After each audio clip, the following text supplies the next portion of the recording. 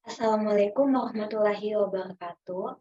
Yang saya hormati Ibu Rohmatul selaku dosen pembimbing mata kuliah Agama Islam. Pada kesempatan kali ini saya akan mempresentasikan hasil tugas esai saya yang berjudul Moderasi Beragama di Indonesia di Zaman Sekarang. Sebelum itu, izinkan saya untuk memperkenalkan diri terlebih dahulu. Perkenalkan, nama saya Aulia Wanda, NPM 2101301054. Langsung saja ke materi yang pertama, yaitu pengertian moderasi beragama. Apa sih moderasi beragama itu? Moderasi beragama merupakan konsepsi yang dapat membangun sikap toleran dan rukun guna memperkuat persatuan dan kesatuan bangsa. Indonesia ini merupakan sebuah area yang memiliki jiwa individu dengan keberagaman yang sangatlah beragam, entah itu dari agama, budaya, ras, suku, maupun status sosial. Indonesia adalah sebuah negara yang memiliki pandang demokrasi yang mana setiap individu memiliki hak dan pola pikirnya masing-masing, serta memiliki tingkat keterbukaan pemikiran yang berbeda-beda. Dan kita harus menghormati keterbukaan pikiran tiap individu itu, karena setiap orang mestinya harus diberi kebebasan yang dipilihnya sendiri. Karena dalam moderasi beragama, setiap orang pasti mempunyai kepercayaan masing-masing. Dan dengan itu, setiap orang juga mempunyai pendapat yang berbeda dengan apa yang mereka percayai. Lanjut ke materi yang kedua, ada perbedaan moderasi agama dan moderasi beragama. Di sini moderasi agama itu merupakan pokok-pokok agama yang kebenarannya itu sifatnya mutlak. Sedangkan moderasi beragama merupakan moderasi cara pandang, sikap, dan praktik beragama. Jadi moderasi agama dan moderasi beragama ini sebenarnya beda. Seperti mungkin kita bisa membedakan agama dan tafsir agama. Kalau agama itu merupakan pokok agama yang kebenarannya itu sifatnya mutlak. Misalnya kalau dalam Islam ada rukun iman, rukun Islam, dan juga sholat.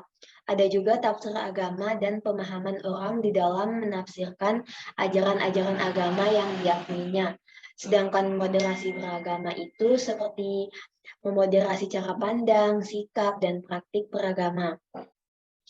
Selanjutnya, ada rumusan kata kunci moderasi beragama. Yang pertama, kehidupan bersama. Yang kedua, mengejawantahkan esensi ajaran agama. Yang ketiga, kemaslahatan umum. Nah, yang pertama adalah kehidupan bersama. Artinya itu moderasi beragama itu sebetulnya yang ditata oleh negara atau pemerintah dengan cara beragama di dalam kehidupan bersama, bukan kehidupan pribadi. Kalau pribadi itu adalah urusan pribadi masing-masing, seperti dia mau memakai cadar, mau memakai hijab, memakai pakaian atribut keagamaan lainnya, atau beribadah sebanyak apapun secara pribadi.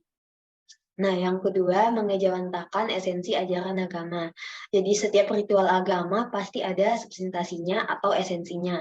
Ketika kita mengeluarkan zakat, contohnya, apa sih esensinya itu? Apakah cukup dengan mengeluarkan zakat? Tentu tidak. Kita harus paham bahwa dengan memahami mengeluarkan zakat yang sudah sesuai dengan nisab itu belum cukup, tetapi harus dipahami bahwa esensinya itu adalah kepedulian sosial atau kepedulian terhadap orang lain. Yang ketiga ada kemaslahatan umum. Adalah kata kunci kemaslahatan umum ini yang dimaksudkan oleh Kementerian Agama khususnya untuk menata atau mengarahkan agar praktik kehidupan keberagamaan itu bisa memberikan kemaslahatan umum yang dampaknya tidak hanya untuk pribadi. Selanjutnya, toleransi beragama.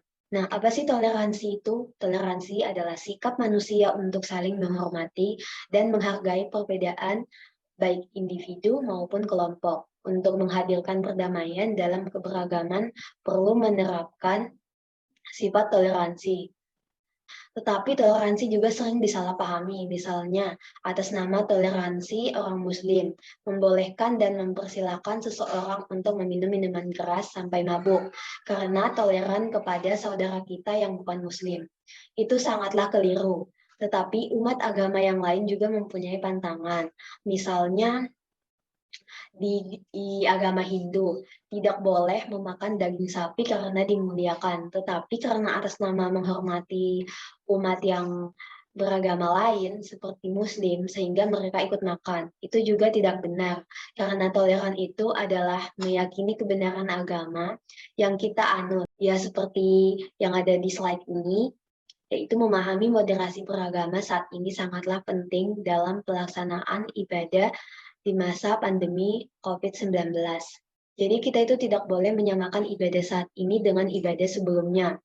Peraturan untuk mengurangi dan membatasi kegiatan ibadah yang diperlakukan tidak hanya untuk agama Islam, tetapi untuk semua agama yang ada di Indonesia, demi menghindari penyebaran virus saat ini yang ada di Indonesia. Kita semua sama dan saling menghargai. Oleh karenanya, moderasi beragama harus dipahami secara nalar dan pemahaman tiap individu. Yang berarti bahwa moderasi beragama di Indonesia yang dimaksud bukanlah Indonesia yang dimoderatkan. Namun yang perlu digarisbawahi ialah cara pemahaman dalam beragama yang harus moderat karena individu Indonesia memiliki sangat banyak kultur, budaya, dan adat istiadat yang mananya tiap individu harus memiliki keterbukaan pemikiran untuk menerima perbedaan sendiri. Nah, dari penjelasan tadi dapat disimpulkan bahwa moderasi beragama yang sifatnya esensial, yang melindungi martabat kemanusiaan, berorientasi untuk membangun kemaslahatan, berlandaskan pada prinsip adil, kemudian menaati konstitusi, yang konstitusinya sebagai kesepakatan berbangsa.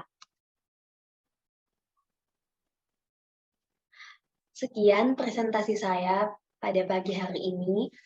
Semoga ilmu ini dapat bermanfaat juga untuk saya dan teman-teman yang lain. Akhir kata, saya ucapkan terima kasih dan mohon maaf bila ada kesalahan kata. Saya akhiri. Wabillahi taufiq wal hidayah. Wassalamualaikum warahmatullahi wabarakatuh.